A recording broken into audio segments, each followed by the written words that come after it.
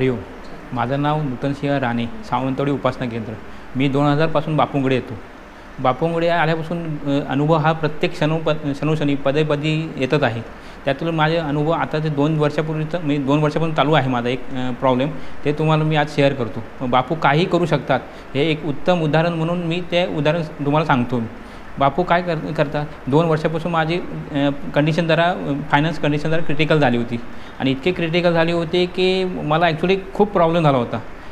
पूर्वी माझी व्यवस्थित होती, पण आता 2 वर्षापासून जी हळूहळू इतकी लाईन खाली गेली होती. इन्कम प्रूफ काही नव्हतं किंवा आलं इन्कम प्रूफ यायचं, पण ते एका वेळी एकदम यायचं नाही, टप्प्याटप्प्याने यायचं. त्यामुळे मंथली इन्कम हे करण्यासाठी सगळं प्रॉब्लेम यायचा. इतके क्रिटिकल झाले होते की मी घरी जाऊन सांगितलं, बाबा असं प्रॉब्लेम आहे. पण घरच्यांना त्यांना हे विश्वास बसे ना, बाबा हा इतका कंडिशन कमी होईल. पण नाही. पण आणि मला दुसरी एक सवय कशी, मला दुसऱ्यांना कोणाला सांगता येत नव्हतं. मी बापूंना ते बापूंना संवादाला सांगितलं. बापूंना मोठ्या आईला दररोज संवादात सांगितलं, मोठी आई माझं असं कंडिशन आहे, काहीतरी नवीन इन्कम सोर्स द्या किंवा कसं काय करा.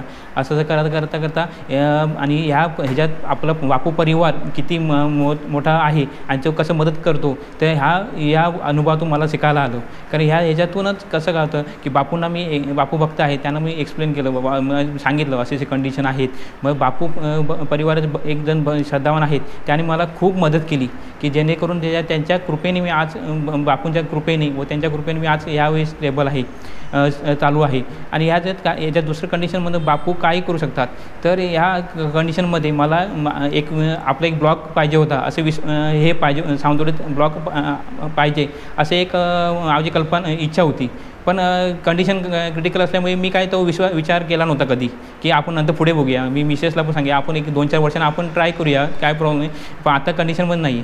पण बापू काही करतात की बापून एक असं आश्चर्य उदाहरण दिलं की एक माझा दुसरा भाऊ आहे तो आणि पप्पा आले होते सावंतवाडीमध्ये आणि मला मग फोन करून सांगितलं, एक ब्लॉग आहे, तू बघून चेक करून घे.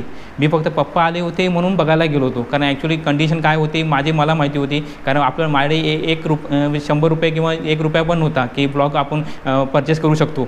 तरी मग पप्पाने सांगितलं म्हणून बघायला गेलो ब्लॉग.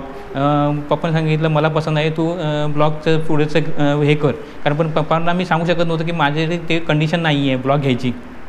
मग पप्पा हे ब्लॉग मला दाखवला आणि निघून गेले. प्रत्येक वेळी पप्पा कसं फोन करायचे, काय झालं ब्लॉगचं, काय झालं. पण मी कसं टंगळामंगळ करत होतो, कारण माझी परिस्थिती फक्त मला आणि मिसेसला माहिती होती, त्यामुळे मी चालढकल करत होतो. पण आपण काय मी भाऊ म्हणाला की काही प्रॉब्लेम नाही, तर आपण फायनान्सवाल्याकडे जाऊन बसूया, आपण हे करूया म्हणून फायनान्सशी बोलूया. फायनान्सवाल्याकडे गेलो तिथे. मग तो माझा मित्रच निघाला. मग त्याने काय झालं की आपण नूतन तुझ्याकडे काही पेमेंट नसले तरी तू हे कर, प्रोसेस कर, मी तुला लोन करून देतो. त्याप्रमाणे मग दुसरं मन होतं की आपण उडी मारू की नको, की काय ॲक्च्युली पुढे प्रॉब्लेम होईल की ना. म्हणून मी असं करता मग दादांकडे जायचा विचार केला. मग दादांकडे मुंबईला गेलो. दादांना सांगितलं असं, तर दादांनी विषय बोलल्याबरोबर मला असं करून सांगितलं, तू बिंदास घे, पुढे म्हणजे तू बिंदास हे कर म्हणून, उचल म्हणतो तो फ्लॅट, बाकी तुझं सगळं व्यवस्थित होईल, तुझी भरभराट होईल असं त्यांनी सांगितलं. मग हा दादांचा विश्वास ठेवूनच मी तो ब्लॉग घेतला. आणि त्या आपल्या कंडिशनमध्ये ज्या ठिकाणी माझ्याकडे ₹1 किंवा ₹100 नव्हते, त्या कंडिशनमध्ये मग आता मी त्या स्वतःच्या फ्लॅटमध्ये राहतो. हरिओम अंबदने.